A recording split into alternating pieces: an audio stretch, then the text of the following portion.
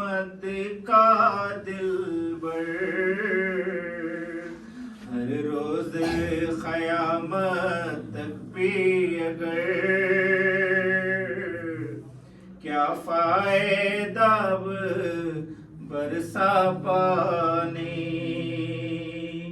پیاسوں سے زیادہ دور نہ تھا بہتے ہوئے دریا کا پانی عباس کے ہونٹوں کے چھالے کہتے ہیں امام بے کسے عباس کے ہونٹوں کے چھالے کہتے ہیں امام بے کسے خبزے میں تغازی کے دریا لیکن نہ پیا خطرہ پانی پیاسوں سے زیادہ دور نہ تھا بہتے ہوئے دریا کا پانی کچھ اس سے زیادہ ہو نہ سکا مجبور تھا دریا کیا کرتا کچھ اس سے زیادہ ہو نہ سکا مجبور تھا دریا کیا کرتا پانی کے لیے تڑپے اصغر کے لیے تڑپا پانی پیاسوں سے زیادہ دور نہ تھا بہتے ہوئے دریا کا پانی ناکامی قسم کیا کہیے پایا نہ مگر خطرہ پانی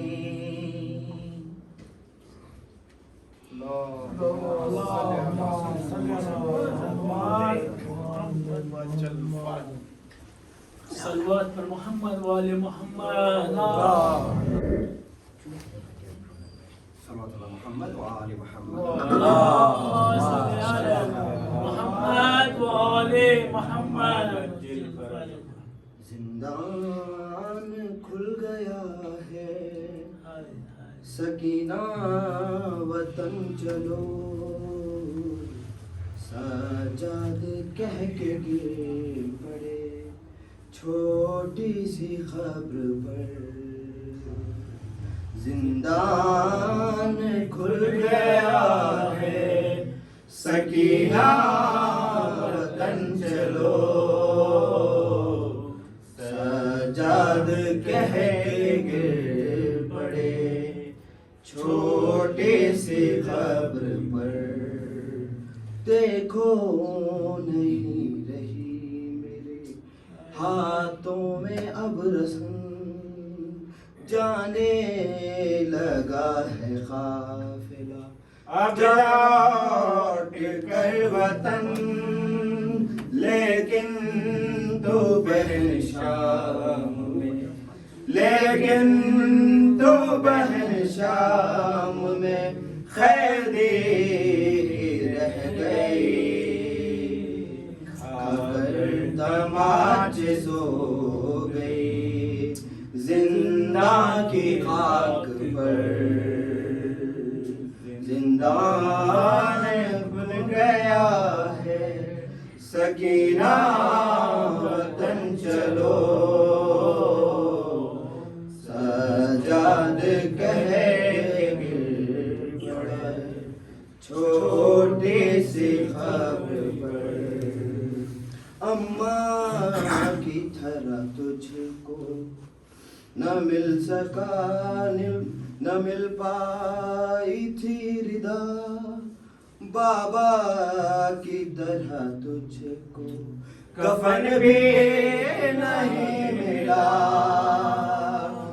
پتھر بھی کھائے شام میں، پتھر بھی کھائے شام میں، تو نے میری طرح نہ کیسے گر کے سو گئی، تیرے بھی خمر زندان کھل گیا ہے، سکینہ وطن چلو، سجاد کہہ گر پڑے چھوٹی سی خبر پر۔ اللہم صلی علی محمد وآل محمد۔ صلوات پر محمد وآل محمد۔ اللہم صلی علی محمد وآل محمد۔ اے مومنو یثرب میں عجب نوحہ گری ہے، زہرا کے لیے داغ غم بے پدری ہے، لب خشک ہے منہ زرد ہے، آنکھوں میں تری ہے، پیغمبر کونین چراغ سحری ہے، ہوتے ہیں جدا غیر بشر غیر النساء سے، محبوب خدا چھوٹتے ہیں شیر خدا سے، محبوب خدا چھوٹتے ہیں شیر خدا سے، جس کا کلمہ پڑھتے ہیں سب مومن دیندار، اب اعظم فردوس ہے وہ قاصہ غفار، مکے میں مدینے میں تباہی کے ہیں آثار، اب ہوتے ہیں امت سے جدا احمد مختار، فاقے کیے غمگین رہے دنیا کے سفر میں، آخر سفر مرگ کیا ماہ سفر میں، آخر سفر مرگ کیا ماہ سفر میں، ایک کافران گوشت میں تھا زہر کھلایا، اس زہر نے آ کر یہ اثر اپنا دکھایا، مولا کو سر بستر آزار گرایا، حصے میں حسن کے وہی زہر ستم آیا، کمزور کیا اپنے رسول عربی کو، طاقت نہ رہی بیٹھنے اٹھنے کی نبی کو، طاقت نہ رہی بیٹھنے اٹھنے کی نبی کو، دو چیزیں میں چھوڑے ہوئے جاتا ہوں مگر ہاں، وہ ایک تو میری آل ہے اور ایک ہے قرآن، قرآن کی حفاظت میری اطرت ہے نگہباں، یہ دونوں بزرگی و فضیلت میں ہے یکساں، قرآن تو تم سب کی تلاوت کے لیے ہے اور آل پیغمبر کی ہدایت کے لیے ہے، اور آل پیغمبر کی ہدایت کے لیے ہے، ایک آہ کی رونے لگے اور غشو مولا، دروازے سے ناگہا صدائے ہوئی پیدا، تو اذن حضور آئے حرم سید والا، جا کر کہا زہرا نے کہ بے ہوش ہے بابا، پھر آئی ندا پھر وہی فرما گئی زہرا، پر تیسری آواز میں تھرا گئی زہرا، پھر تیسری آواز میں تھرا گئی زہرا، فرصت جو ہوئی غصے تو حضرت نے بھی پوچھا، زہرا نے کہا ایک عرب آیا ہے تنہا، وہ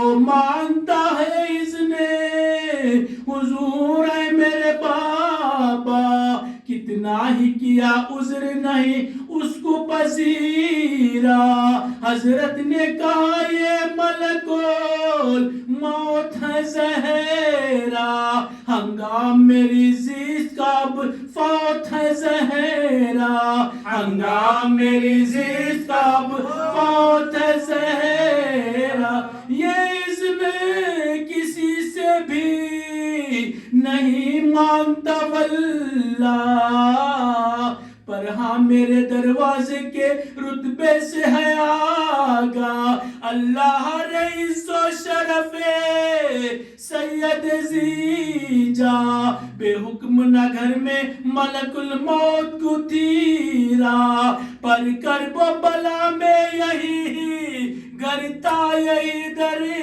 تھا، کفار کا انبوہ تھا آتش کا گزر تھا، کفار کا انبوہ تھا آتش کا گزر تھا، شیخ کہتے تھے صحت ہونا ہو کھانا تو کھا لو، نانا کے نواسو دل مزدر کو سنبھالو، چلاتی تھی زہرا کے نام یہ ذکر نکالو، بابا میرے فرزندوں کو دولہا تو بنا لو، بابا میرے فرزندوں کو دولہا تو بنا لو، ارمان تھا تم کو تو نواسوں کی دلہن کا، کیا بیاہ نہ دیکھو گے حسین اور حسن کا، کیا بیاہ نہ دیکھو گے حسین اور حسن کا،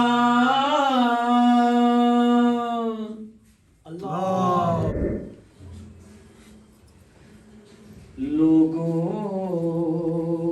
یہ فضیلت ہے، کیا فضیلت ہے، بہت ایک دوسرا ایک شعر بہت ہی خوبصورت ہے، آپ سبھی کی دعائیں چاہیے۔ اچھا، جو نیا کلام ہوتا ہے الحمدللہ سب سے پہلے آپ کے ہی سامنے پیش کرتا ہوں، اس کے بعد کہیں اور سنیں آپ۔ لوگوں یہ فضیلت ہے عباس کے نوکر کی، کیا فضیلت ہے، سنیں۔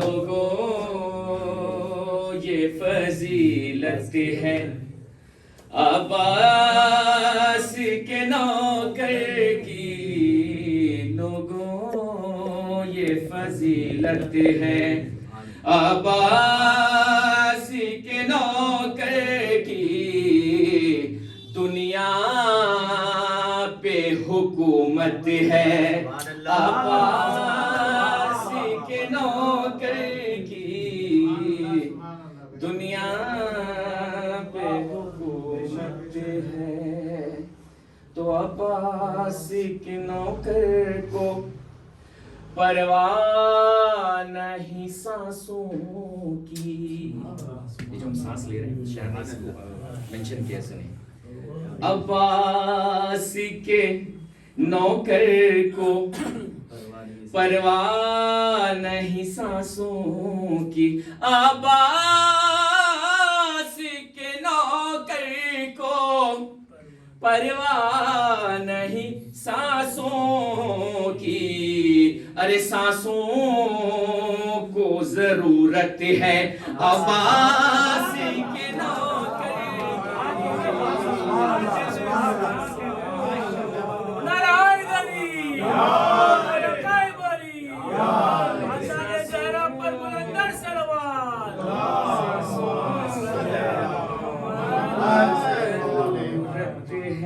سانسوں. یہاں پہ سارے ماتمی بیٹھے ہیں. خدا کی قسم کمیل بھائی اس کلام کا, یہ میں نے کل یوٹیوب سے نکالا, اس کلام کا سب سے خوبصورت شعر جس کی وجہ سے یہ میں پڑھ رہا ہوں. اور بھائی حسن حسین دیکھنا سننا, بہت پیارا شعر ہے. جو ماتمی ہے یہاں پر, جو ماتم کرتے ہیں, کیا فضیلت ہے ان کی, اور کیا ان کے اندر ایک وہ پائی جاتی ہے, اور شہزادی نے کیا ان کے اندر ایک وہ دیا ہے. سنیں. سانسوں کو ضرورت, سبھی بھائی سنیے گا. ارے شبیر کے, یہ میں میری طرف سے اور آپ سب کی طرف سے پڑھ رہا ہوں, سنیں. شبیر کے ماتم میں جو ہاتھ نہیں اٹھتے. حسین سننا, بہت پیارا شعر ہے. شبیر کے ماتم میں جو ہاتھ نہیں اٹھتے, شبیر کے ماتم میں جو ہاتھ نہیں اٹھتے, ارے ان ہاتھوں پہ لعنت ہے عباس کے نوکر کی. ان ہاتھوں پہ لعنت ہے. منکر پہ تبرے سے یہ رک ہی نہیں سکتا. منکر پہ اہل علم بیٹھے ہوئے سنیں مولانا صاحب. منکر پہ تبرے سے یہ رک ہی نہیں سکتا. ارے منکر پہ تبرے سے یہ رک ہی نہیں سکتا. عادت نہیں فطرت ہے عباس کے نوکر کی. عادت, ارے واہ سنیں, بہت پیارا شعر. یہ بھی ایک لاسٹ شعر ہے, سنیں. عادت نہیں فطرت ہے. تقی بھائی سنیے گا. ارے ماتم ماتم ماتم کے نشاں ہوں گے. اللہ اکبر. ماتم کے نشاں ہوں گے, سجدوں کے نشاں ہوں گے. ماتم کے نشاں ہوں گے, سجدوں کے نشاں ہوں گے. ارے ماتم کے نشاں ہوں گے, سجدوں کے نشاں ہوں گے. یہ خاص علامت ہے عباس کے نوکر کی. یہ خاص یہ تو سلامتی مومنین باواز بلند سلوات. میں مولانا احسان رضوی صاحب سے بھی آئے اور اپنے بہترین انداز میں فضائل و مسائل امام حسین اسلام ہم سبھی کے دلوں کو منور کریں. صلوات بر محمد و آل محمد.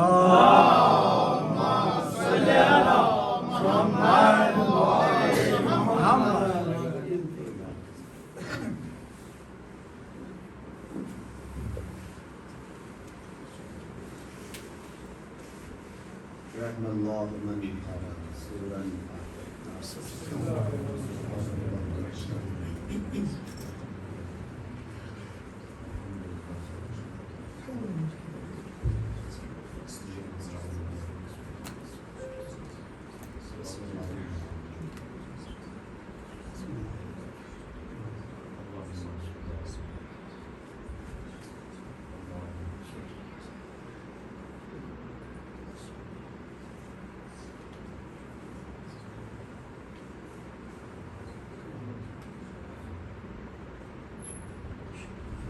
لا حول ولا قوة إلا بالله العلي العظيم.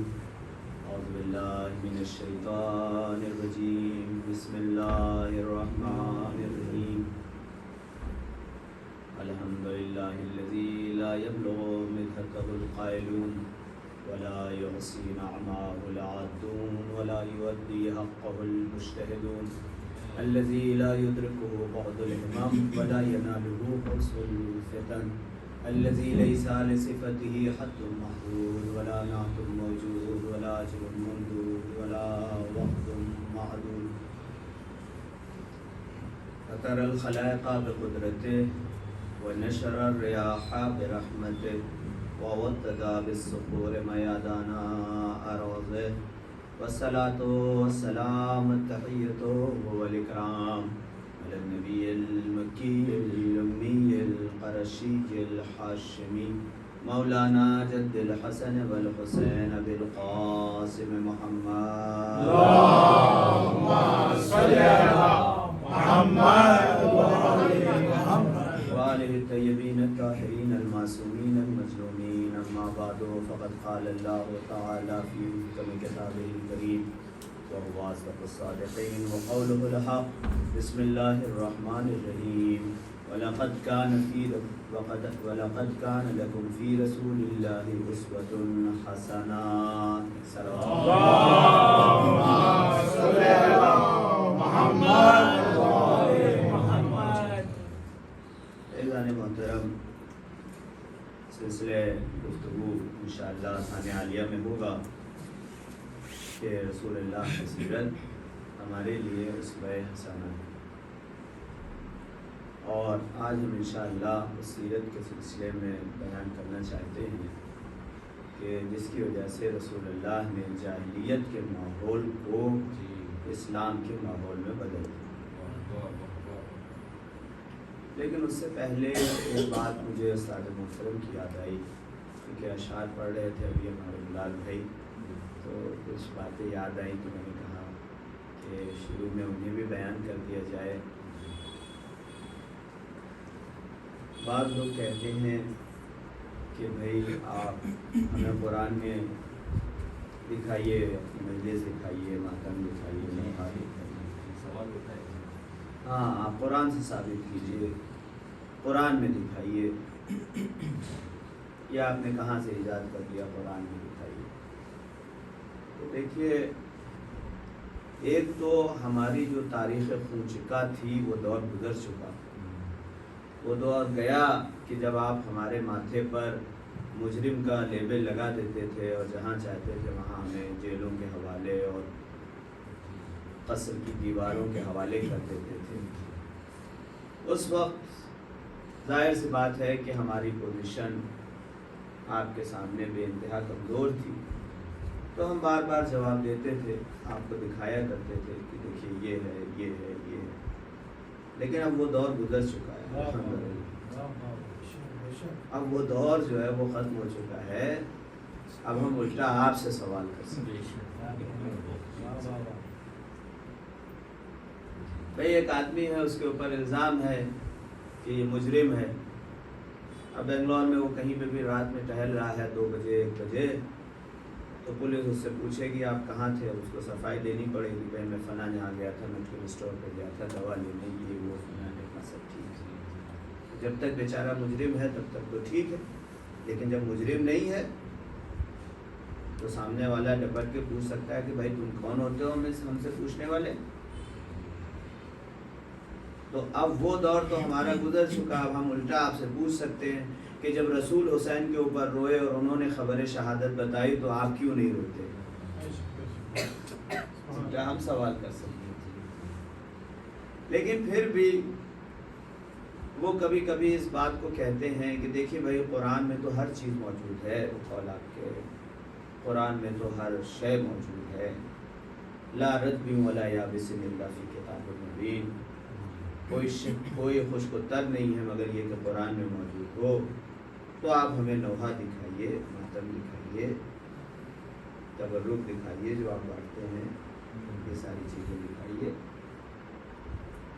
تو عزیزان محترم یہ یاد رکھیے گا جو ہمارے استاد نے مثال دی بہت ہی پیاری، کہ ہے تو سب کچھ، اس میں کوئی شک نہیں ہے، کیونکہ یہ کوئی بات نہیں ہے، کوئی حدیث نہیں ہے، بلکہ یہ قرآن کی آیت ہے کہ لا رتب ولا یابس الا فی کتاب مبین، کوئی خشک و تر ایسا نہیں ہے کہ جو کتاب مبین میں نہ ہو۔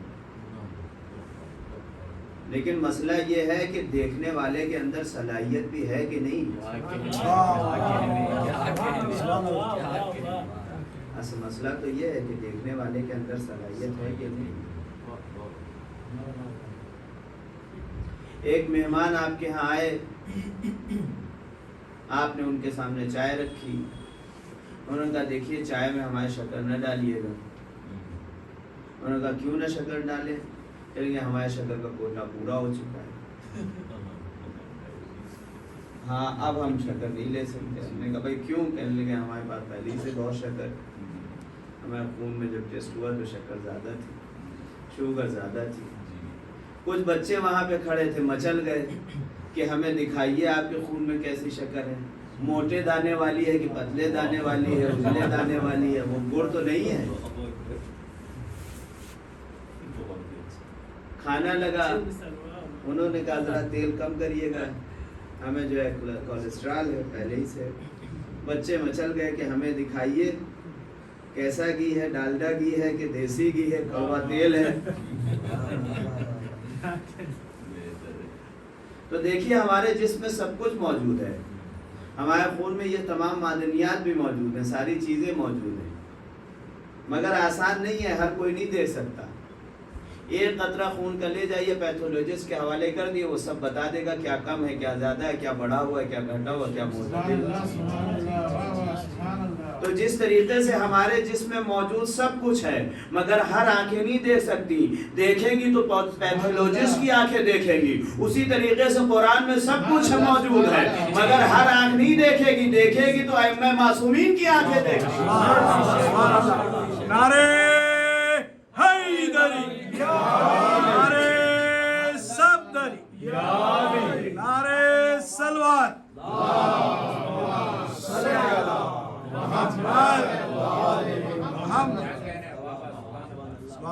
تو اگر سب دیکھنا چاہتے ہو تو اپنے آپ کو اس در سے منسلک کرنا پڑے گا جو ائمہ معصومین کا در کہلاتا ہے۔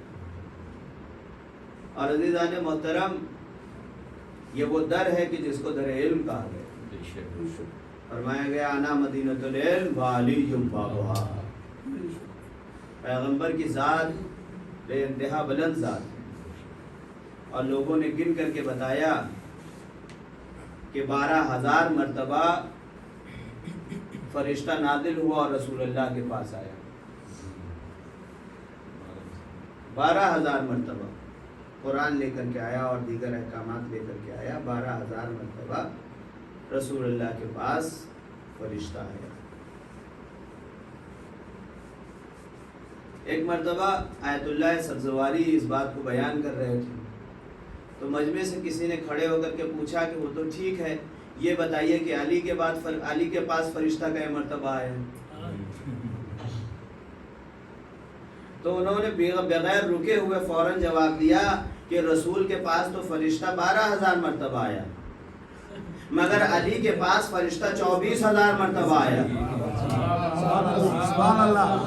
کہنے گا کیا آپ نے رسول اللہ سے علی کو بڑھا دیا؟ کہا بڑھایا کچھ نہیں ہے، رسول اللہ کی حدیث سے استفادہ کیا ہے۔ رسول اللہ نے فرمایا انا مدینۃ العلم وعلی بابھا۔ دروازے کا قانون یہ ہے کہ جو بھی شہر کے اندر آئے گا وہ دروازے سے 2 مرتبہ ملے گا۔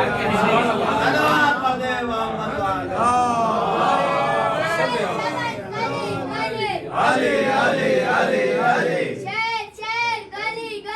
علی علی علی علی بول تیری زبان ڈلے، علی علی علی علی دل کھول کے بولو، علی علی ارے حیدری، یا ارے صفدری، یا ارے بوسرے، یا ارے خیبرے، یا ارے بلند ارے سلوات۔ اللہم صلی علی محمد۔ نعرے حیدری۔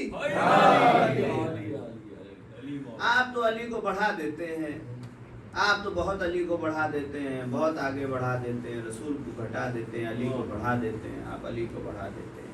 ہم بڑھاتے اڑھاتے کچھ نہیں ہے، قصور آپ کا ہے، اور قصور یہ ہے کہ آپ نبی کو اپنے یہاں سنتے ہیں، علی کو ہمارے یہاں سنتے ہیں۔ صلوات پڑھے محمد والے محمد۔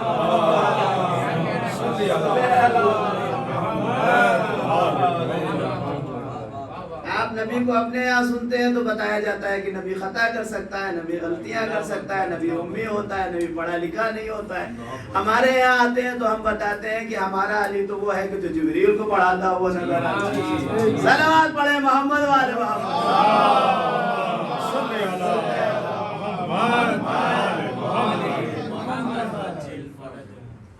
آپ ذکر نہیں کرتے ہیں، رسول اللہ کا ذکر کیا کریے، رسول اللہ کا آپ ذکر نہیں کرتے ہیں۔ عزیزان محترم، ایک پیڑ لگا ہوا ہے،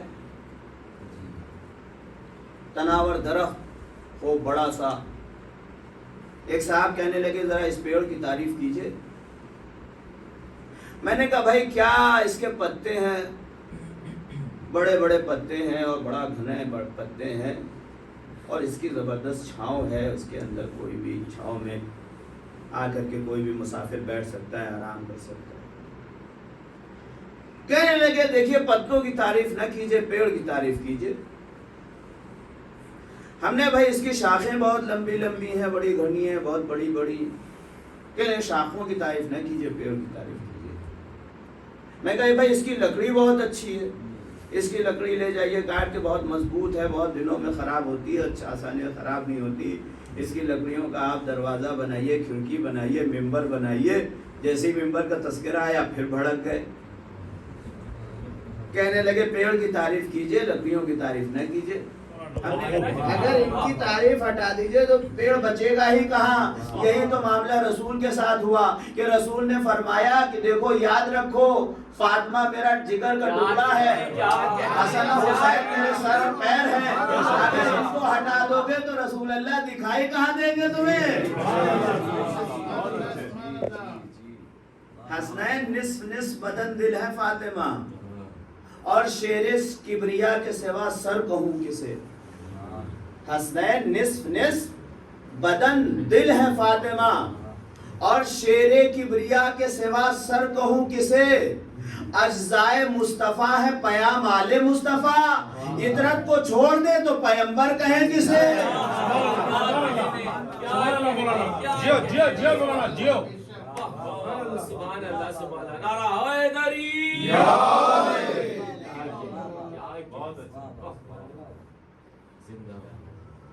کچھ نبی کا تذکرہ کیجئے۔ آپ تو نبی کے تذکرے میں بھی علی کا تذکرہ شامل کر دیتے ہیں۔ آج آیت پڑھی رسول اللہ کے سلسلے میں اور آ گئے علی علی کرنے۔ میرے نانا نے بہت ہی اچھا پورا نچوڑ دیا ہے تاریخ اسلام کا، تاریخ رسالت کا پورا نچوڑ دیا ہے۔ آپ دیکھیے شروع سے آخر تک میں آپ کے سامنے پڑھتا ہوں۔ پوری تاریخ صدر اسلام، رسول اللہ کی تاریخ پوری کی پوری میں آپ کے سامنے پیش کرنے آ رہا ہوں، بس 5-6 منٹ سنیں۔ ایک روز ایک صاحب ریشے دراز نے مجھ سے کہا کہ کب یہ سخنور کی بات ہے؟ آتا نہیں ہے ذکر رسول خدا تمہیں؟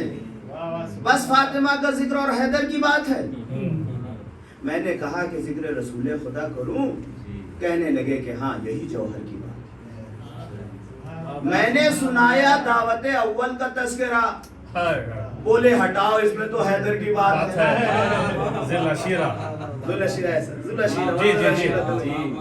میں نے سنایا دعوت اول کا تذکرہ، بولے ہٹاؤ اس میں تو حیدر کی بات ہے۔ میں نے کہا جہاد پیمبر کروں بیاں؟ خیبر کا ذکر ہے کہیں خندق کی بات ہے۔ میں نے کہا جہاد پیمبر کروں بیاں؟ خیبر کا ذکر ہے کہیں خندق کی بات ہے۔ کہنے لگے کہ اور کوئی تذکرہ کرو، اس میں تو صاف ہے غم داور کی بات ہے۔ میں نے سنایا جب شب ہجرت کا واقعہ، بولے کہ پھر غدیر کے بستر، وہ بولے کہ پھر رسول کے بستر کی بات ہے۔ میں نے سنایا آیے تطہیر کا نزول، میں نے سنایا آیے تطہیر کا نزول، کہ بولے کہ گھر میں رہنے تو یہ گھر کی بات ہے۔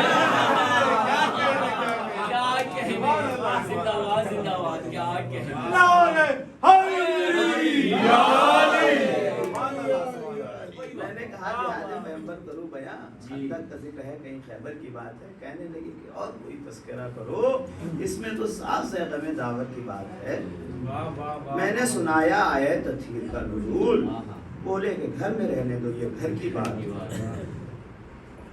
میں نے نبی کی بت شکنی کا کیا جو ذکر، مکے میں آ کر کے جب واپس آئے، میں نے نبی کی بت شکنی کا کیا جو ذکر، یہ کہہ کے یہ تو خانہ داور کی بات ہے۔ میں نے نبی کی بت شکنی کا کیا جو ذکر، یہ کہہ کے یہ تو خانہ داور کی بات ہے، کہنے لگے کہ دکھتی ہوئی رگ نہ چھیڑیے، پائے علی اور دوش پیغمبر کی بات ہے۔ ارے حیدری، دیکھیے دعوت العشیرہ سے چل رہا ہوں، اب کوئی بھی اہم واقعہ نہیں چھوٹا ہے۔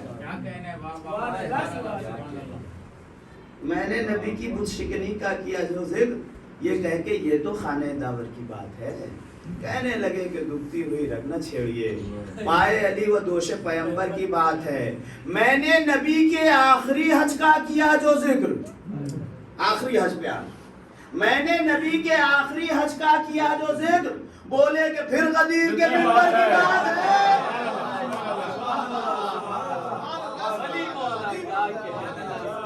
یہ 5 منٹ میں نے شروع سے آخر تک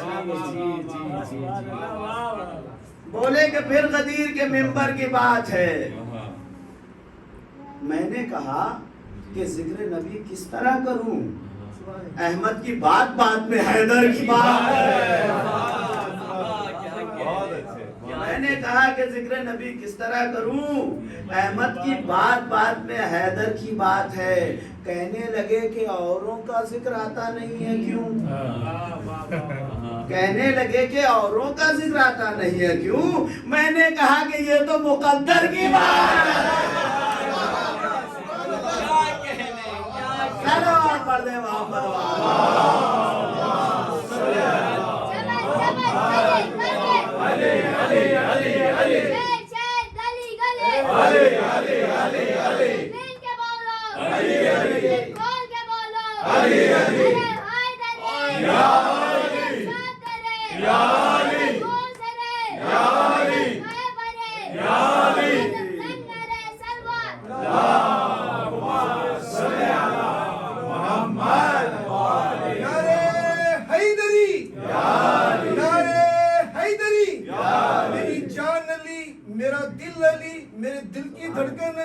میری شان علی، میری پہچان علی، میرا دین علی، میری نماز علی، میرا کلمہ علی، میرا قرآن علی، میرا کعبہ علی، میرا مدینہ علی۔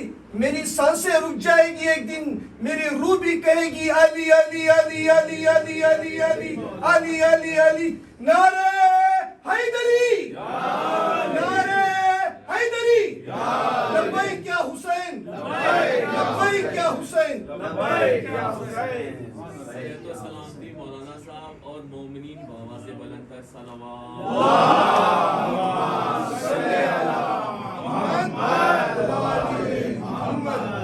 دیکھیے ایک بات یاد رکھیے گا کہ جب کوئی بڑی چیز پاس کی جاتی ہے تو ایک جملے میں اس کا قانون وضع کر دیا جاتا ہے، بقیہ جو چیزیں ہوتی ہیں وہ موٹی موٹی فائلوں میں الگ سے طے کی جاتی ہیں۔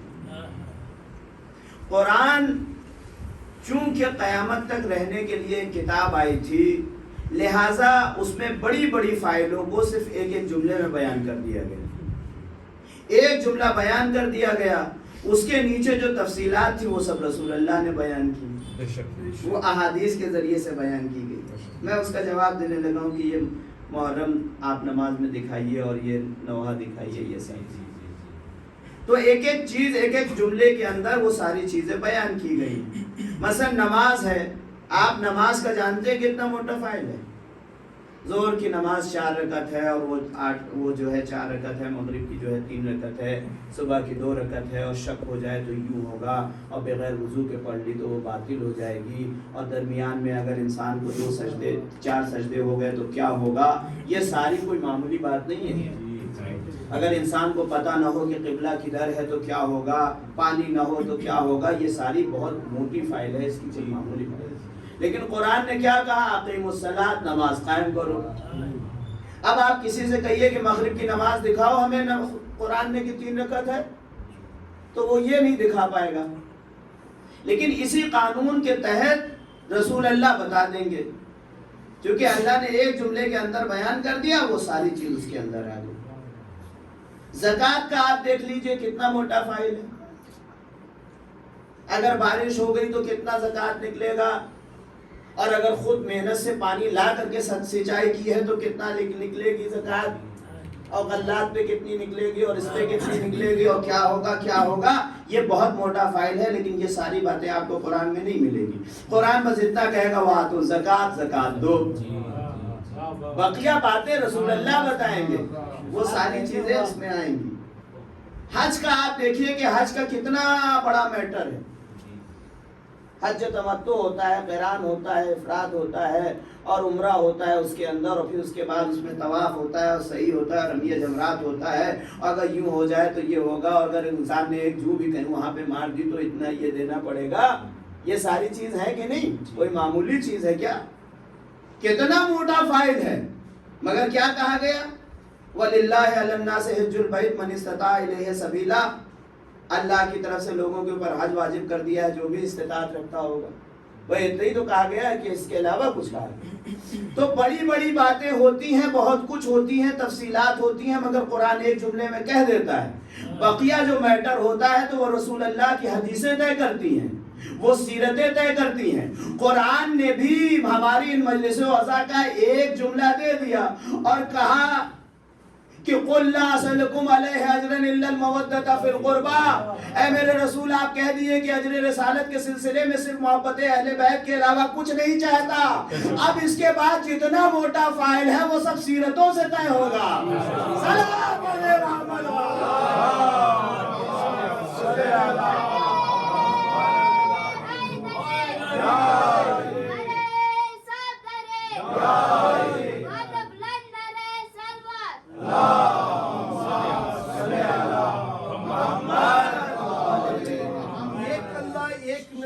ایک علی پنجتن پاک اہل بیت چیپٹر از کلوز. ایک اللہ ایک نبی ایک علی پنجتن پاک اہل بیت چیپٹر از کلوز. آدم ہو یا ہوا، عیسیٰ ہو یا موسیٰ، یوسف ہو یا یحییٰ، کتب ہو یا ابدال، صحابہ ہو یا انبیاء، سب انہی کی غلامی میں. نعرہ حیدری، نعرہ حیدری. تو محترم، آپ کے سامنے جو میں بیان کر رہا تھا اور جس کا سلسلہ آگے بڑھ رہا ہے وہ یہ تھا کہ رسول اللہ ایسے جاہل زدہ ماحول میں آئے جسے جاہلیت کہا جاتا ہے. اور اس وقت کے لوگ وہ تھے کہ جو بتوں کو سجدہ کرتے تھے اور اپنا خرما سے جو ہے وہ خدا بناتے تھے، اس کو پوچھتے تھے. جب وہ عبادتیں ان کی ختم ہو جاتی تھی تو اسی کو کھا لیتے تھے. اور وہیں سے یہ مسئلہ بھی مشہور ہوئی کہ ہم خدا ہم خرما. یعنی جب انسان مذہبی اس میں اپنا فائدہ بھی تلاش کرتا ہے تو اس کی مثال یہی ہے. مذہبی امور میں جب انسان سیاست بازی کرتا ہے اور مذہبی امور میں اپنے آپ کو دکھانے کی کوشش کرتا ہے تو اس کے یہ کہا جاتا ہے کہ ہم خدا ہم خرما. یعنی تم حسین حسین بھی کر رہے ہو، حسین کے نام پہ سیاست بھی کر رہے ہو. اگر سیاست کرنی ہے تو عزا خانے کے باہر سیاست کرو، عزا خانے میں سیاست نہ کرو. محمد والے محمد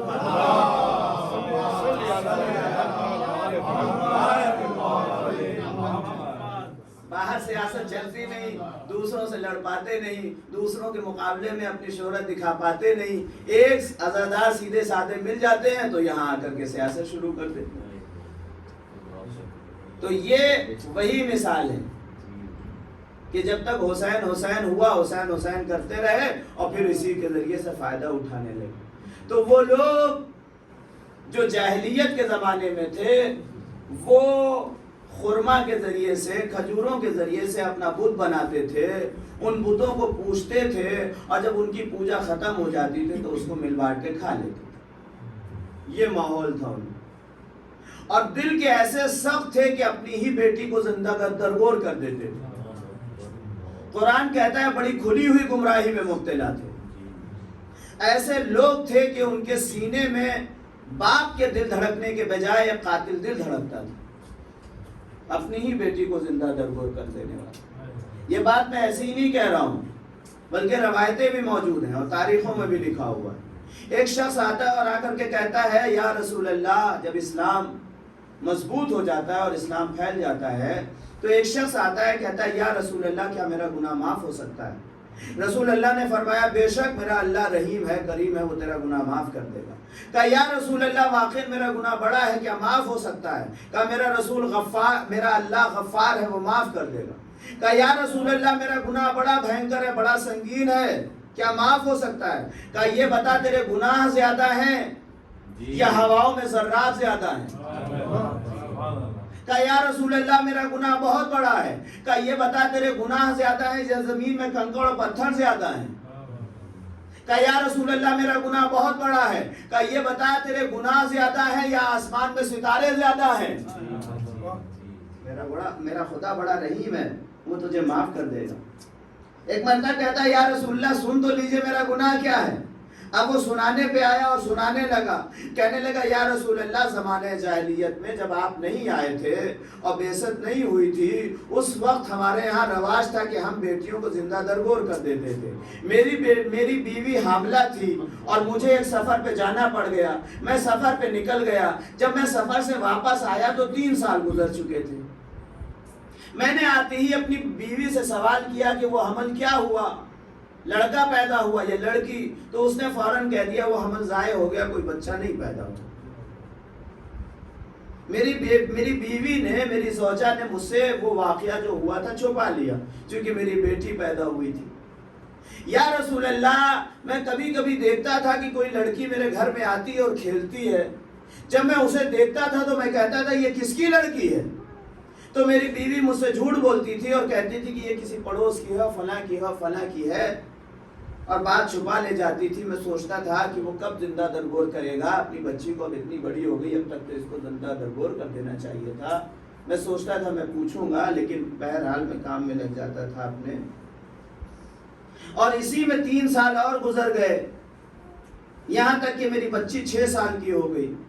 یا رسول اللہ میری ہی بیٹی تھی، میرا ہی گھر تھا، آخر کب تک یہ راز میرے اوپر پوشیدہ رہتا، پردہ خفا میں رہتا؟ ایک دن مجھے پتا چل ہی گیا، جب میری بچی 6 سال سے کچھ اوپر تھی تو مجھے پتا چل گیا یہ کسی اور کی بیٹی نہیں ہے، میری بیٹی ہے۔ جیسے ہی مجھے یہ پتا چلا میرا چہرہ کالا پڑ گیا، جس کو قرآن مجید نے بھی بیان کیا ہے کہ ان کا چہرہ جب اس کو بیان کیا جاتا تھا تو فرط غم سے اور فرط غصے سے ان کا چہرہ کالا پڑ جاتا تھا۔ یا رسول اللہ میں نے یہ سوچنا شروع کیا اب میں کروں تو کیا کروں؟ میں بڑا پریشان ہوا، 6 سال کی بچی تھی، آخر کار میں نے طے کیا کہ میں اس کو زندہ درگور کر دوں۔ اور پھر ایک دن ایسا ہوا کہ میں نے کدال اٹھایا، پھاڑوا اٹھایا اور اپنی بیٹی کو اٹھایا اور کندھے میں لاد کر کے لے چلا۔ ایسا قیامت کا منظر تھا کہ کیا بتاؤں یا رسول اللہ۔ میری بیوی رو رہی تھی اور رو رو کے کہہ رہی تھی کہ یہ آپ کا خون ہے، یہ آپ کی بیٹی ہے، آپ اسے کیسے زندہ درگور کر دیں گے؟ اور میری بیٹی کو بھی میری بیوی نے بتا دیا تھا کہ یہ تمہارا باپ ہے، لہذا وہ مجھے بابا بابا کہہ کے پکار رہی تھی، کہہ رہی تھی بابا مجھے کہاں لے جا رہے ہیں بتائیے تو صحیح، کیا مجھے کوئی سامان دلانے کے لیے لے جا رہے ہیں یا کہیں گھمانے کے لیے جا رہے ہیں، مجھے بتائیے۔ مگر یا رسول اللہ مجھے رحم نہ آیا، میں قبرستان میں گیا، میں نے قبر کھودنی شروع کی اس عالم میں کہ میری بیٹی بڑے اطمینان کے ساتھ کہ میرا باپ ہے، میرے ساتھ ایسا کیسے کر سکتا ہے۔ وہ مجھے دیکھتی رہی اور میں قبر اس کے سامنے اسی کے کھودتا رہا، وہ مجھے دیکھتی رہی اور بڑے اطمینان سے بیٹھی رہی، اس کو کوئی پریشانی نہیں ہوئی۔ یا رسول اللہ ایک موقع تو ایسا آیا کہ میرا جگر پھٹنے لگا، اور وہ وقت وہ تھا کہ جب میں قبر کی مٹی کھود رہا تھا تو میرے دامن میں قبر کی مٹی لگ گئی۔ وہ فوراً میری بیٹی اٹھی اور میرے دامن سے قبر کی مٹی جھاڑنے لگی اور یہ کہنے لگی ہے میرے بابا کے دامن میں قبرستان کی مٹی لگ گئی ہے، مجھ سے یہ برداشت نہیں ہو رہا، یہ کہہ کر کے اس نے جھاڑنا شروع کیا۔ مگر یا رسول اللہ مجھے رحم نہ آیا، میرا دل تو پھٹا لیکن میں اپنے ارادے سے باز نہ آیا، میں نے اپنی بیٹی کو پکڑا اور زندہ درگور کر دیا۔ جب میں اس کے اوپر مٹی ڈال رہا تھا تو میری بیٹی سمجھ گئی کہ میرا باپ مجھے زندہ درگور کر رہا ہے، لہذا اب اس نے رونا شروع کیا، مجھ سے آواز دے کر کے کہہ رہی تھی میری بیٹی کہ بابا آپ مجھے ہی زندہ درگور کر دیں گے، بابا میں آپ کی پارے جگر ہوں، بابا میں آپ سے محبت کرتی ہوں، آپ کے دل میں میرے لیے ایک باپ کا جگر ہونا چاہیے، آپ کے دل میری محبت سے دھڑکنا چاہیے، آپ کیسے مجھے زندہ درگور کر دیں گے؟ مگر یا رسول اللہ میں نے کوئی رحم نہ کیا اور میں نے اپنی بیٹی کو زندہ درگور کر دیا۔ میں نے اپنی بیٹی کو زندہ درگور کر دیا. عزیز و رسول جو اب تک کہہ رہا تھا میرا خدا بڑا رحیم ہے تجھے معاف کر دے گا, میرا خدا بڑا غفور ہے تجھے معاف کر دے گا, یہ بتا تیرے گناہ زیادہ ہے یا ہواؤں میں ذرات زیادہ ہے, یہ بتا تیرے گناہ زیادہ ہے یا زمین میں کنکر و پتھر زیادہ ہے, یہ بتا تیرے گناہ زیادہ ہے یا آسمان میں ستارے زیادہ ہے. اسی رسول نے کہا دور ہٹ جا میری نگاہوں کے سامنے سے. من لا یرحم لا یرحم, جو لوگوں کے اوپر رحم نہیں کرتا خدا بھی اس کے اوپر رحم نہیں کرتا. صلوات پڑھ دے محمد.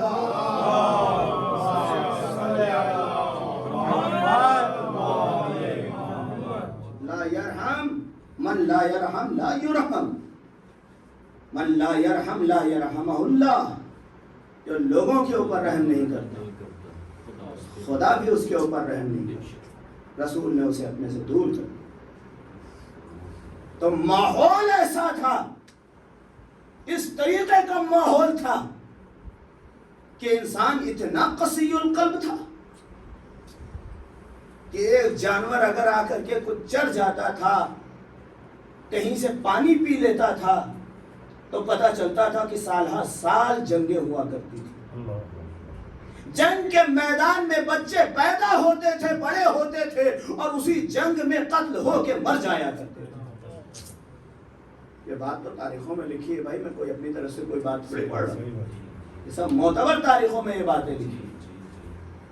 اس طریقے کی جنگ ہوتی تھی اور اس طریقے سے جاہلیت کا ماحول تھا. ایسے میں میرے رسول اللہ کو بھیجا گیا, ایسے میں میرے حضور کو بھیجا گیا ایسے لوگوں کو سدھارنے کے لیے. میں ہاتھوں کو جوڑ کر کے کہوں گا اے میرے پروردگار, ایسے جاہل لوگوں کے درمیان, ایسے جانور اور وحشی لوگوں کے درمیان رسول کو بھیجنے کی کیا ضرورت تھی. اس وقت کچھ تو قندیلیں تھیں, کہیں ادھر ادھر عرب کے علاوہ بعض جگہوں پہ کچھ تہذیبیں تھیں, تھوڑی بہت روشنی تھی, وہاں کے لوگ کچھ تھے, وہاں بھیجنا چاہیے تھا رسول کو. اتنے خراب ماحول میں کیوں بھیجا؟ تو شاید میرا خدا آواز دے کہ میں اسی کے ذریعے تو حجت قائم کرنا چاہتا ہوں. میں یہ بیان کرنا چاہتا ہوں کہ جب میری رسول کی تعلیمات کے ذریعے اتنا جاہل معاشرہ عرب سدھر سکتا ہے, تو کوئی بھی معاشرہ ہو میرے رسول کی تعلیمات کے ذریعے سدھر سکتا ہے. ایک صلوات پڑھ دے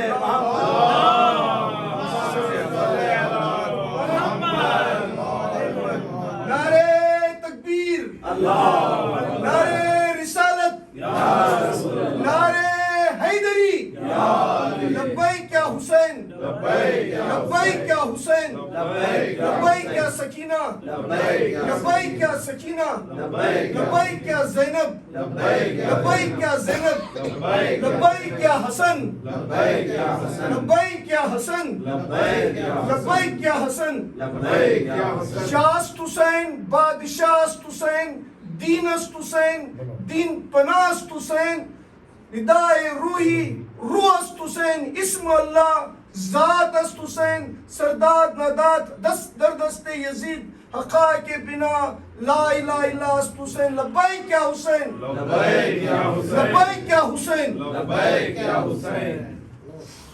تو عزیزان محترم, رسول اللہ کو ایسے معاشرے میں بھیجا گیا,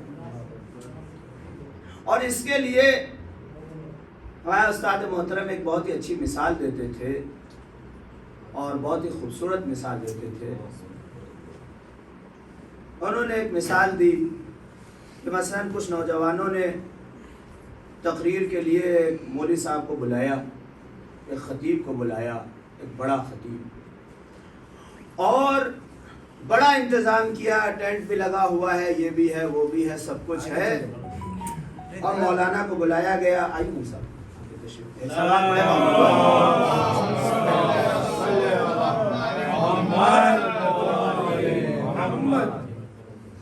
اور ظاہر سی بات ہے کہ تھوڑی دیر کے بعد انہوں نے خطیب صاحب کو ممبر پہ بٹھایا. اب جو خطیب صاحب بیٹھے ممبر پہ کچھ پڑھنے کے لیے, تو انہوں نے سامنے دیکھا کہ کچھ پاگل بیٹھے ہوئے ہنس رہے ہیں. وہ گھبرا گئے کہ ہیں. انہوں نے گھبرا کر کے جو دائیں طرف دیکھا تو کیا دیکھا کہ کچھ غیر سنجیدہ لوگ ہاتھوں میں ڈھیلے لے کر کے ان کی کھوپڑی ٹانگ رہے ہیں، تاک رہے ہیں۔ پھر انہوں نے گھبرا کر کے تیسری طرف دیکھا تو کیا دیکھا، کچھ بچے تالیاں بجا رہے ہیں۔ اب یہ پریشان ہوئے، زبان تالو سے چپکنے لگی، ہڑبڑا کر کے اتر آئے۔ اب وہ نوجوان پہنچے، کہنے لگے کہ آپ نے کچھ نہ پڑھا، آپ کا تو بڑا نام سنا تھا وغیرہ وغیرہ۔ یہ ساری ان کی مثال ہے، اور وہ کہتے ہیں کہ آپ نے تو کچھ نہ پڑھا، آپ کو تو بڑے امیدوں سے بلایا گیا تھا کہ آپ کچھ پڑھیں گے، کچھ بتائیں گے۔ ہم نے بڑا انتظام کیا تھا، اتنا جو ہے ٹینٹ کا خرچہ ہے اور اتنا اس کا خرچہ ہے اور یہاں پہ اتنی لائٹنگ ہے، یہ سب کچھ۔ تو انہوں نے گھبرا کر کے کہا کہ بھائی آپ نے اتنا انتظام کیا تھا تو کچھ مجمع کا بھی انتظام کیا ہوتا، کچھ سنجیدہ لوگ بٹھاتے، کچھ پڑھے لکھے ہوئے لوگ بٹھاتے، پھر میری تقریر کے جوہر کھلتے، پھر میں خطابت کرتا، پھر میں اپنی تقریر کی داد وصول کرتا۔ کہنے بھائی مجمع تو تھا آپ کے سامنے۔ تو انہوں نے کہا مجمع تو تھا، لیکن غیر سنجیدہ اور وحشی اور پاگلوں کے درمیان میں کچھ نہیں پڑھ سکتا۔ میرے پاس تقریر کا، ہمارے پاس جو تقریر ہے اس کا کمال تو موجود ہے، مگر تقریر کا اعجاز نہیں موجود ہے۔ میں معجزہ نہیں کر سکتا اپنی تقریروں کے ذریعے سے۔ کمال تقریر پڑھے لکھے لوگوں کے سامنے اور سنجیدہ لوگوں کے سامنے کھلتا ہے، لیکن تقریر اگر معجزہ ہو جائے تو پھر بچے سنجیدہ ہو جائیں گے، پاگل اور دیوانے سمجھدار ہو جائیں گے۔ اگر ہمارے پاس ہماری تقریر معجزہ ہو جائے تو ایسا ہو سکتا ہے کہ جو مجمع بیٹھا ہوا ہے غیر سنجیدہ اور دیوانی اور وحشی لوگوں کا، یہ سارے کے سارے لوگ سنجیدہ ہو جائیں۔ لیکن ہمارے پاس کمال تقریر ہے۔ کمال تقریر میں یہ ہوتا ہے کہ ہم پڑھے لکھے اور سنجیدہ اور بافہم لوگوں سے داد وصول کر سکتے ہیں۔ رسول اللہ کو ایسے وحشی لوگوں کے سامنے بھیجا گیا، ایسے جاہل اور وحشی لوگوں کے درمیان بھیجا گیا تاکہ رسول اللہ کی تبلیغ کا معجزہ سامنے آ جائے۔ اگر یہ لوگ پڑھے لکھے ہوتے اور سنجیدہ افراد ہوتے اور رسول اللہ آ کر کے انہیں تعلیمات کے ذریعے اور بہتر انسان بناتے تو شان تبلیغ تو کھل کر کے سامنے آتی، کمال تبلیغ تو ہمارے سامنے واضح ہوتی، مگر معجزہ تبلیغ رسالت ہمارے سامنے واضح نہ ہوتا۔ ایک صلوات پڑھ دے محمد والا۔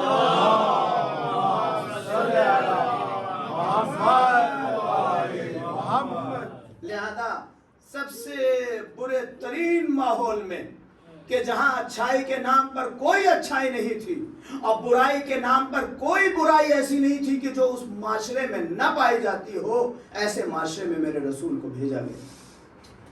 گویا کہ یہ حجت بھی قائم کی گئی کہ جب عرب جیسا جاہل معاشرہ میرے رسول کی تعلیمات کے ذریعے سے سدھر سکتا ہے تو پھر دنیا اور کائنات کا ہر معاشرہ میرے رسول کی تعلیمات کے ذریعے سے سدھر سکتا ہے۔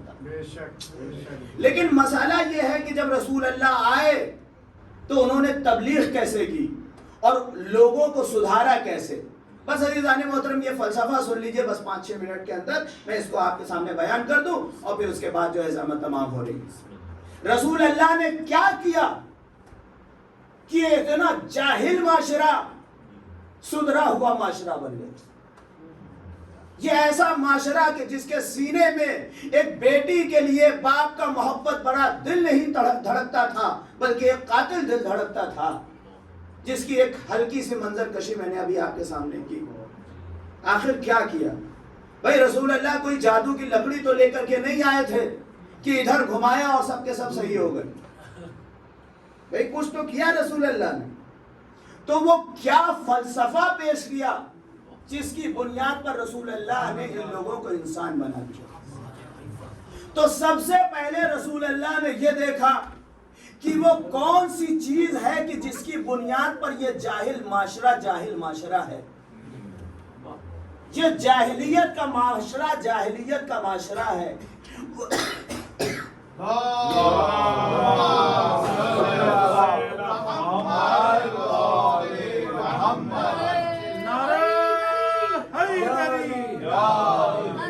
وہ کون سی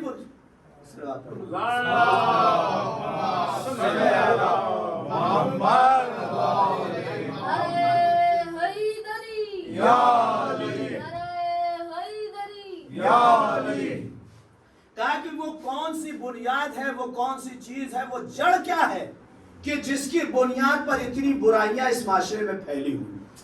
بس عزیزان محترم غور سے سنیں گے اس نقطے کو.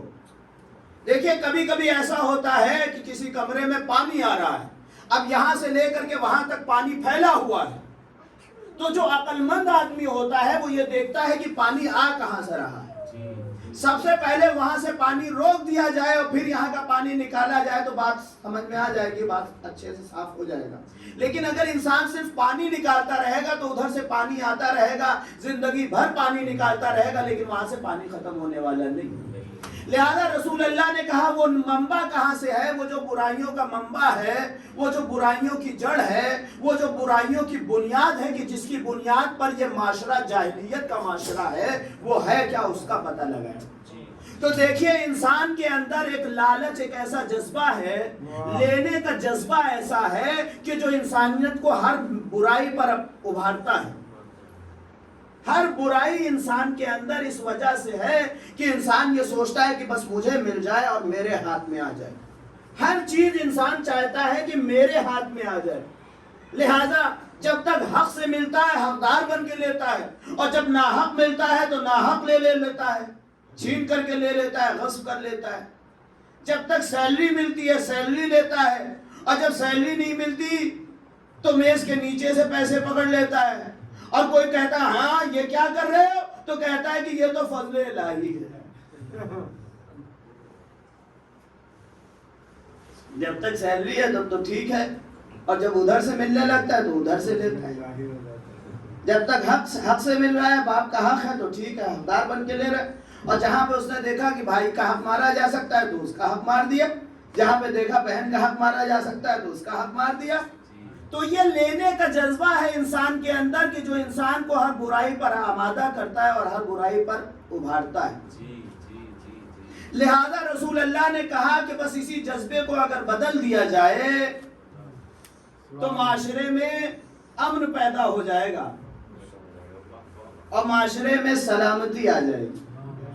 لیکن مسئلہ یہ ہے کہ یہ جو لینے کا جذبہ ہے انسان کے اندر, وہ ایک فطری جذبہ ہے, اس کو آسانی سے بدلا نہیں جا سکتا. ایک بچہ ہے, اس کے پاس ایک کھلونا ہے, آپ اس کو لاکھ سمجھاتے رہیے کہ بیٹا اپنے چھوٹے بھائی کو یہ کھلونا دے دو, کبھی دینے پہ آمادہ نہیں ہوگا, چونکہ اس کے اندر لینے کا جذبہ ہے, یہ میرا ہے تو ہم ہی رکھیں گے, ہم ہی لے کر کے رکھیں گے, دینے پہ کبھی آمادہ نہیں ہوگا. آپ نے کہا بزرگ اسے ڈانٹ دے گا کہ دو, تو وہ دے دے گا, تو یقیناً دے تو دے گا, لیکن جب تک بزرگ کی لال لال آنکھیں اس کو دیکھتی رہیں گی وہ تب تک دیے رہے گا. ادھر بزرگ ہٹیں گے وہ پھر سے چھین لے گا. صلوات پڑھے محمد والے محمد.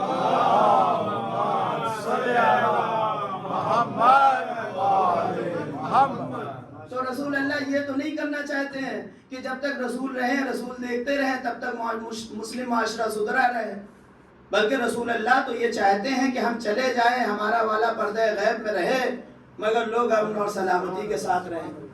لہذا کیا جائے, کیا یہ جا سکتا ہے کہ یہ جو بچہ ایک چھوٹا سا کھلونا لے کر کے کھیل رہا ہے اور اپنے چھوٹے بھائی کو دینے پہ آمادہ نہیں ہے, تو اس کے لیے یہ کیا جائے کہ ایک بڑا سا اچھا کھلونا لے کر کے آیا جائے اور دکھا کر کے کہا جائے کہ بیٹا یہ اگر تم اس کو دے دو گے تو یہ ہم تمہیں دیں گے. اب یہ جو لینے کا جذبہ ہے دینے کے جذبے سے بدل جائے گا, چونکہ جو لینے کا جذبہ ہے ایک بڑے لینے کے جذبے کی طرف متوجہ ہو جائے گا.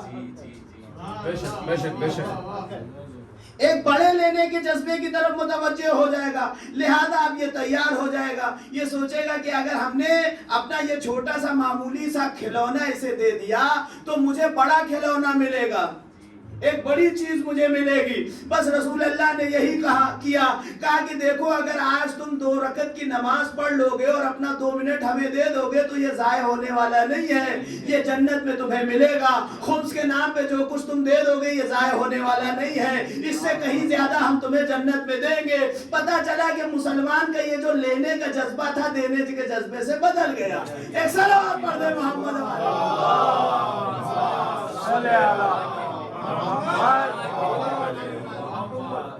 بس ہم جس کو بھی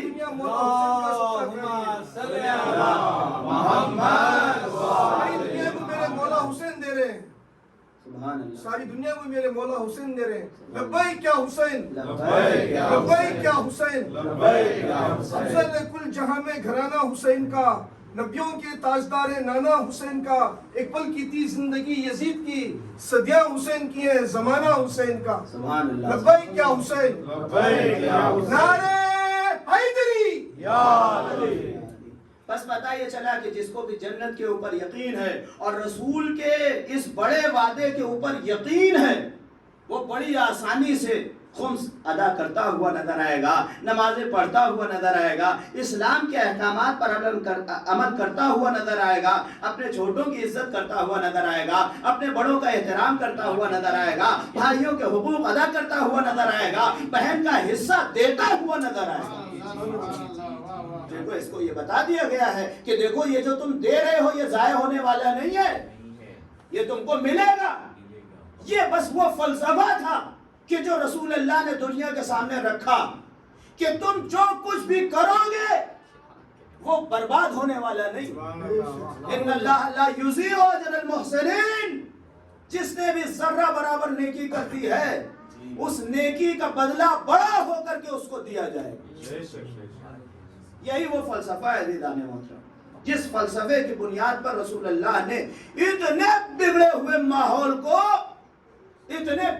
ماحول کو صرف 63 برس میں بدل دیا اور اس کو خوبصورت بنا دیا. اور اگر دیکھا جائے تو صرف 23 برس میں، صرف 23 برس میں بدل دیا. آج مسلمان جہاں کہیں بھی ہے آپ دیکھ لیجئے، اور جتنے بھی عمل انجام دے رہا ہے، جو کچھ بھی کر رہا ہے، وہ اس لیے ہی کر رہا ہے کہ اس کو انشاءاللہ اس کا اجر ملے. لوگ حج پہ جا رہے ہیں، حج کے لیے اتنی بڑی بھیڑ ہے، لوگ زکوٰۃ دے رہے ہیں، لوگ جو کچھ بھی کر رہے ہیں، جتنے بھی مسلمان ہیں جو کچھ بھی کر رہے ہیں وہ سب اسی فلسفے کی بنیاد پر ہے کہ اللہ ہمارا کوئی بھی اجر ضائع نہیں کرے گا، اللہ ہمارا کوئی بھی عمل ضائع نہ کرے. لیکن عزیزان محترم، اب یہ کیا کیا جائے کہ جب مسلمان جنت کی محبت میں یہ سارے عمل کرتا ہوا روز آخرت پہنچے گا، اور روز محشر جب وہ جنت کو دیکھے گا اور جنت کسی سجی ہوئی دلہن کی طرح نظر آ رہی ہوگی، خوبصورت سی جنت ہے، سلسبیلے ہیں، کوثر ہے، ساری چیزیں ہیں اور خوبصورت جنت نظر آ رہی ہے، تو مسلمان دیکھتے ہی کہے گا اچھا اسی جنت کا وعدہ تھا، ہم نے تو بڑے عمل انجام دیے ہیں، چلو جنت میں. اب سارے کے سارے لوگ دوڑ کر کے آئیں گے جنت میں، تو ظاہر سی بات ہے کہ دیوار تو کود کر کے جنت کے اندر جائے گا نہیں. وہ مسلمان جو زندگی بھر کسی کی دیوار نہ کودا، وہ جنت کی دیوار کیوں کودے گا؟ لہذا آئے گا دروازے جنت پہ. جیسے ہی دروازے جنت پہ آیا تو دیکھا ایک بڑا سا قفل لگا ہوا ہے. یا اللہ، یہ قفل کیوں لگا ہوا ہے؟ ہم نے تو دنیا میں بڑے عمل کیے اسی جنت کے لیے، کیا یہ جنت مسلمانوں کے لیے نہیں ہے؟ کہا بے شک مسلمانوں کے لیے. کہا پھر یہ قفل کیوں ہے؟ کہا جب قفل ہے تو قفل کی چابی بھی ہوگی، تالا کھولو اندر جاؤ. تو کچھ لوگ یہ کہیں گے کہ یا اللہ یہ بڑی مشکل ہے، لیکن کوئی بات نہیں، ہمارے پاس تو 3 چابیاں ہیں، کوئی مسئلہ نہیں، کھول کے اندر چلے جاؤ.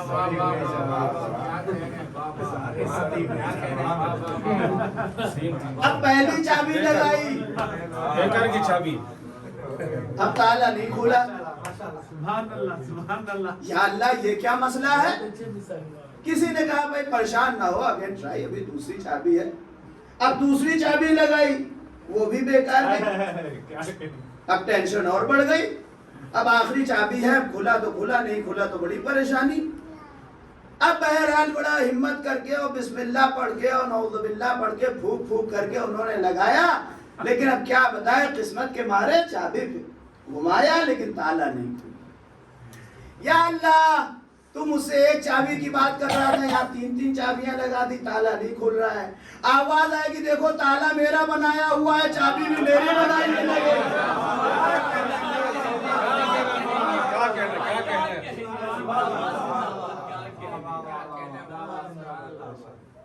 دیکھیے یہ باتیں میں نے ایسے ہی نہیں کہی ہے، چونکہ رسول اللہ نے فرما دیا تھا کہ دیکھو میرے بعد 73 فرقے ہوں گے میری امت میں، اور صرف ایک ہی فرقہ جنت میں جائے گا، 72 فرقے جنت میں نہیں جائیں گے. پتا چلا کہ چابی صرف ایک ہی فرقے کے پاس ہے، سارے فرقوں کے پاس نہیں ہے۔ ایک صلوات پڑھ دے محمد والے محمد۔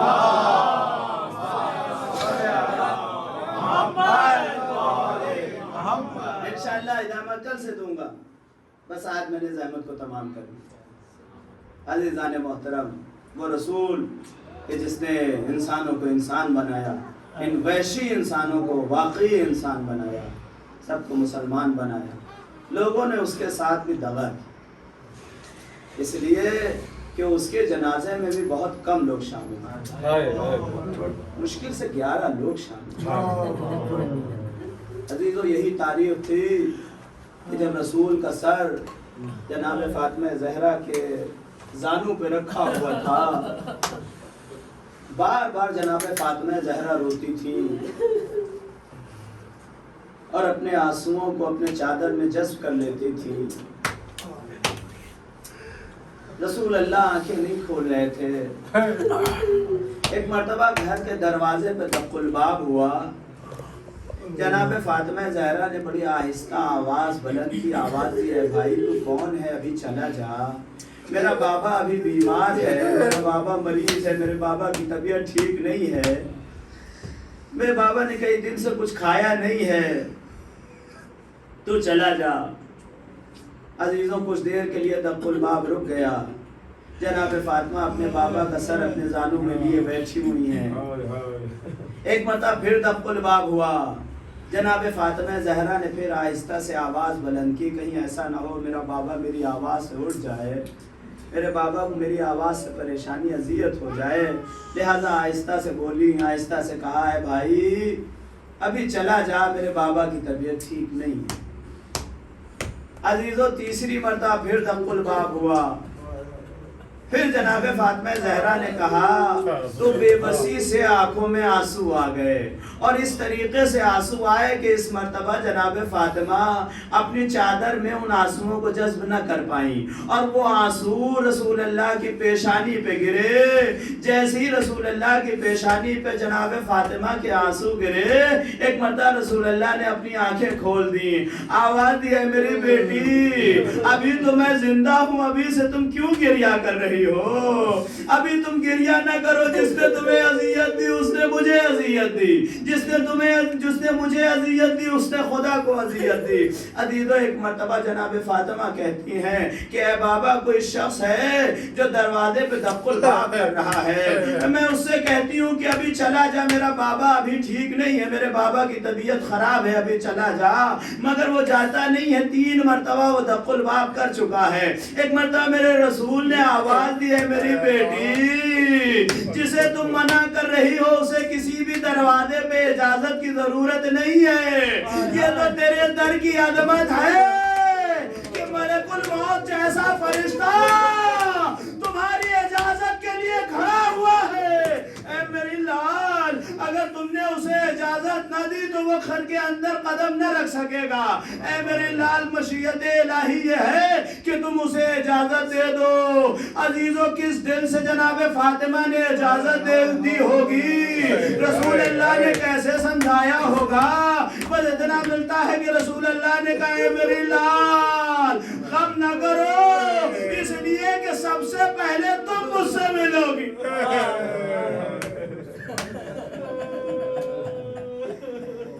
عزیزو، اے لیجئے رسول اللہ دنیا سے گزر گئے، لوگ کاروبار دنیا میں مصروف اس طریقے سے ہوئے کہ رسول اللہ کا جنازہ پڑا رہا اور لوگ شرکت کے لیے نہیں آئے۔ مشکل سے 11 سے 14 لوگ جنازے میں شریک ہوئے۔ جب جنازہ دفن ہو گیا تو اس کے بعد لوگوں نے آ کر کے شکایت کی کہ بھائی ہمیں نہیں بلایا، ہمیں نہیں بتایا، یہ تو بڑا غلط کیا ہمارے ساتھ علی نے۔ عزیزو، پنجتن کا یہ پہلا جنازہ تھا کہ جس کو اتنی بے کسی کے ساتھ دفن کیا گیا۔ آپ اگر دنیا میں دیکھیں تو ایک دوسرے سے لوگ یہی کہتے ہیں، کسی کی شہرت اور کسی کی عزت کی دلیل یہی قائم کرتے ہیں کہ فلاں صاحب دنیا میں چلے گئے تو بڑا مجمع آیا تھا، بڑا مجمع آیا تھا۔ آپ دیکھیں کہ کائنات کا سید الانبیاء دنیا سے گیا ہے، مگر جنازے میں صرف 11 لوگ پنجتن کا پہلا جنازہ تھا، لوگوں کے اعتراض ہوا، لوگ اشکال کرنے لگے، اہل بیت نے ہمیں بتایا نہیں، علی نے ہمیں بتایا نہیں۔ علی تو پھر ایک دوسرا جنازہ اٹھا، اب وہ جناب فاطمہ زہرا کا جنازہ، یہ بھی جنازہ بڑی خاموشی سے رات کی تاریکی میں اٹھا۔ فاطمہ نے یہ وصیت کر دی تھی کہ ہمارے دشمنوں کو ہمارے جنازے میں شریک نہ کیا جائے۔ علی تو جب جنازہ دفن ہو گیا تو لوگوں نے آ کر کے اعتراض کیا کہ اہل بیت نے ہمیں پھر نہیں بتایا ورنہ ہم شرکت کرتے۔ کچھ لوگ ایسے تھے کہ جو کہنے لگے ہم جنازہ پھر سے نکالیں گے، نعوذ باللہ، ہم نبش قبر کریں گے، مگر علی کو جلال آ گیا، لوگ پیچھے ہٹ گئے۔ پھر اس کے بعد 21 رمضان کو جنازہ اٹھا اور اس جنازے میں صرف اور صرف 2 لوگوں نے شرکت کی۔ ایک طرف سے انبیاء نے جنازہ اٹھایا، ایک طرف سے حسن و حسین نے جنازہ اٹھایا۔ لوگوں کو پھر اعتراض رہا کہ ہمیں بتایا نہیں گیا۔ عزیزو، اب جو حسن کا جنازہ اٹھا تو اہل بیت نے اعتراضات دیکھتے دیکھتے اور لوگوں کی فرمائش سنتے سنتے امت کو بلا لیا، مگر عزیزو کیا ہوا؟ جنازہ اٹھا، امت نے تیروں کی بارش کر دی۔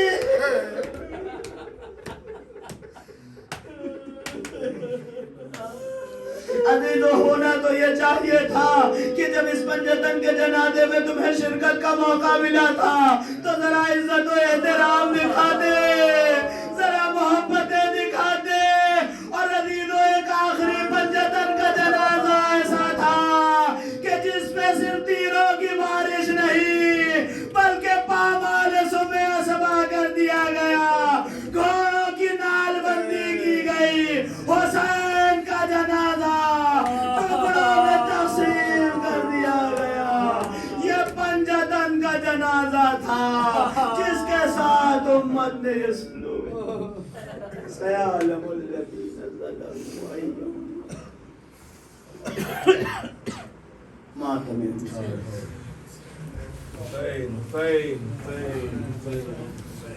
Right after.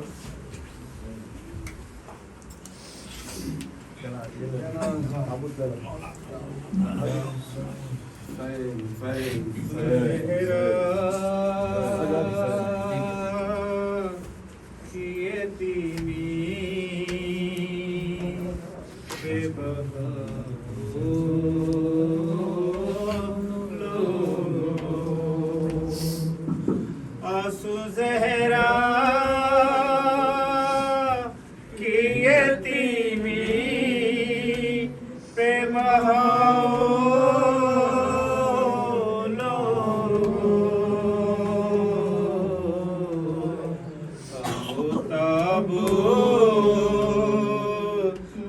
محمد کا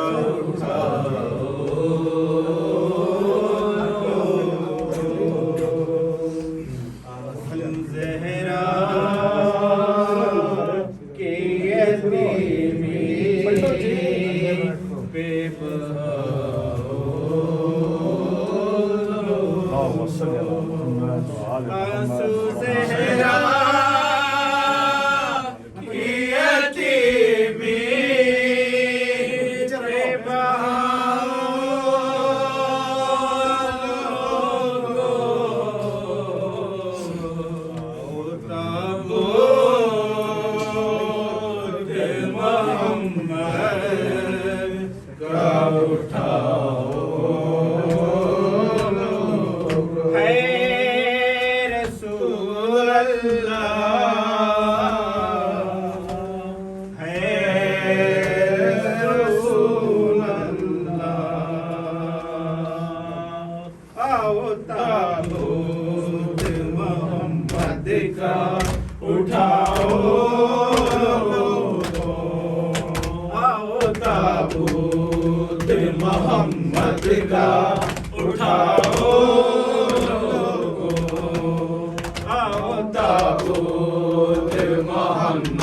کا اٹھاؤ لوگوں، ساری دنیا کو وفاداری، ساری دنیا کو وفاداری سکھاؤ لوگوں، آؤ تابوت محمد کا اٹھاؤ لوگوں، آؤ تابوت محمد کا اٹھاؤ لوگوں، اس عقیدت سے بابا کرتے ہو میراد نبی، اس عقیدت سے بابا کرتے ہو میلاد نبی، فرش غم میں سے محمد کا، فرش غم میں سے محمد کا اٹھاؤ لوگوں، آؤ تابوت محمد کا اٹھاؤ لوگوں، آؤ تابوت محمد کا اٹھاؤ لوگوں، یہ سفے ہم ہے محمد کی یہاں فرق نہیں، یہ سفے ہم ہے محمد کی یہاں فرق نہیں، سفے پر زمانے کو اسی سب زمانے کو بلاؤ لوگوں، آؤ تابوت محمد کا اٹھاؤ لوگوں، آؤ تابوت محمد کا اٹھاؤ لوگوں، گھر میں ہے فاطمہ زہرا کے اندھیرا چھایا، گھر میں ہے فاطمہ زہرا کے اندھیرا چھایا، آج کی رات چراغوں کو، آج کی رات چراغوں کو بجھاؤ لوگوں، آؤ تابوت محمد کا اٹھاؤ لوگوں، آؤ تابوت محمد کا اٹھاؤ لوگوں، گھر میں ہے فاطمہ زہرا کے اندھیرا چھایا، گھر میں ہے فاطمہ زہرا کے اندھیرا چھایا، آج کی رات چراغوں کو، آج کی رات چراغوں کو بجھاؤ لوگوں، آؤ تابوت محمد کا اٹھاؤ لوگوں، آؤ تابوت محمد کا اٹھاؤ لوگوں، تاکہ پتھر بھی جو امت کو دعا دیتے رہے، تاکہ پتھر بھی جو امت کو دعا دیتے رہے، ایسے محسن کا نہ احسان، ایسے محسن کا نہ احسان بلاؤ لوگوں، آؤ تابوت محمد کا اٹھاؤ لوگوں، آؤ تابوت محمد کا اٹھاؤ لوگوں، اپنا غم بھول کے دیتی ہے ختیجہ یہ صدا، اپنا غم بھول کے دیتی ہے ختیجہ یہ صدا، آنسو زہرا کی یتیمی پہ، آنسو زہرا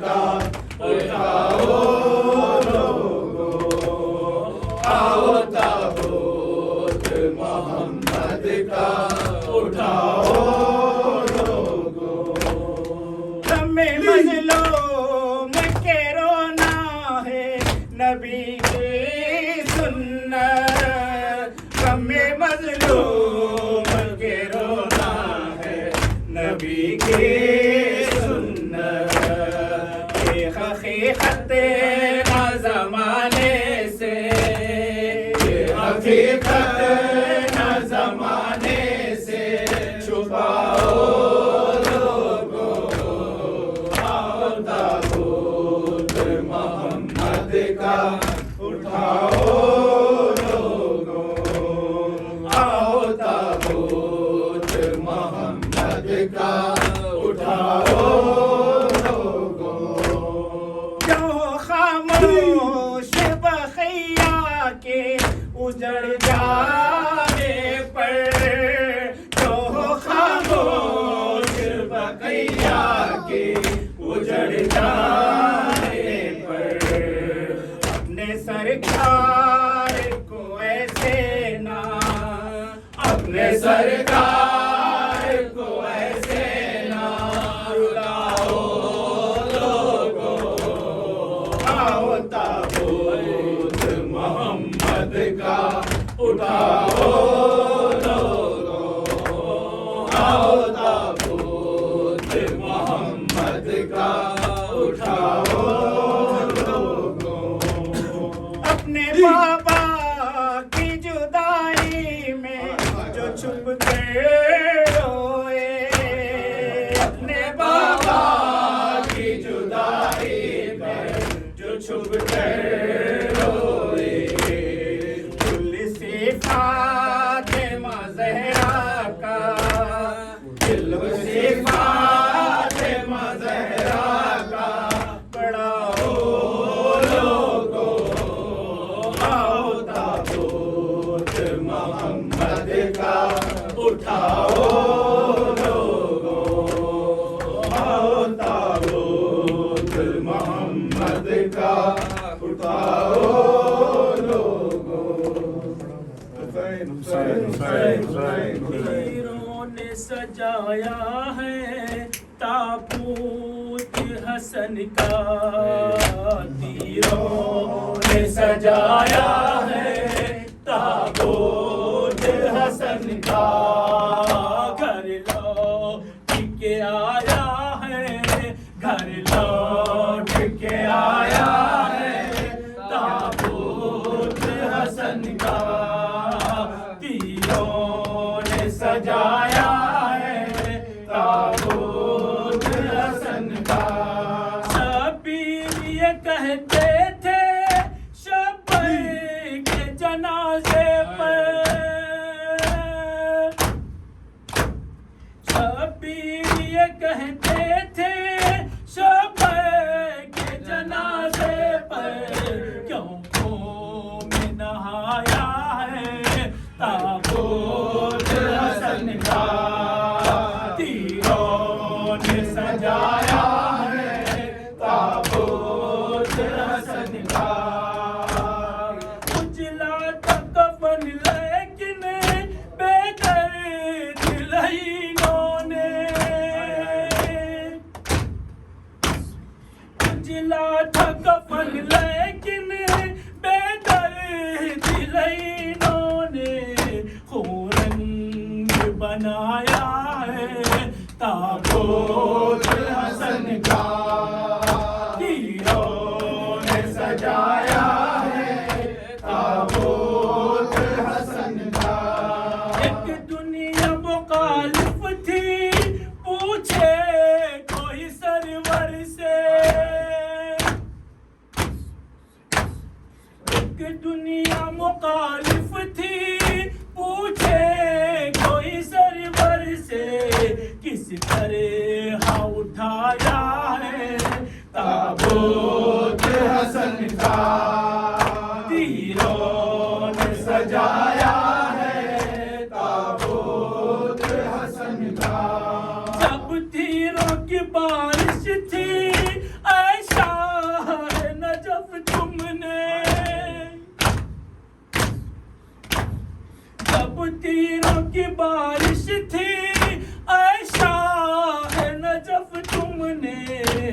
مرنے سے بچایا ہے تابوت حسن کا تیروں نے سجایا ہے تابوت حسن کا گھر لوٹ کے آیا ہے تابوت حسن کا یا حسین الوداع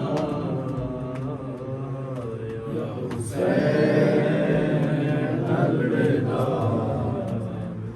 یا حسین الوداع یا حسین الوداع یا حسین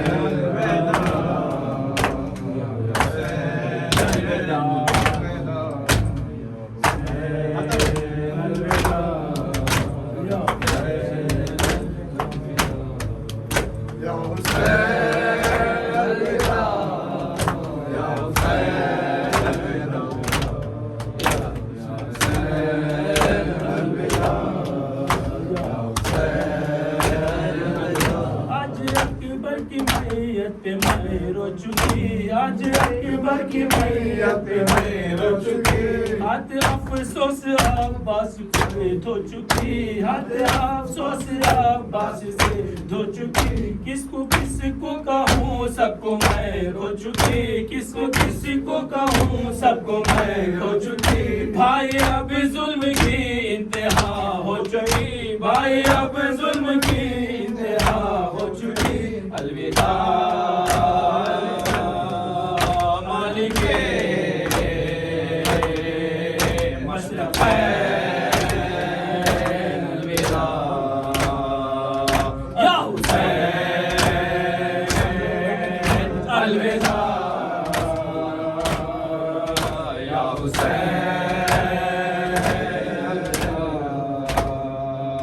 آج اکبر کی میت پہ میں رو چکی آج اکبر کی میت پہ میں رو چکی ہاتھ افسوس عباس سے دھو چکی ہاتھ افسوس عباس سے دھو چکی اس کو کسی کو کہوں سب کو میں کھو چکی کس کو کہوں سب کو میں کھو چکی بھائی اب ظلم کی انتہا ہو چکی بھائی اب ظلم کی انتہا ہو چکی الوداع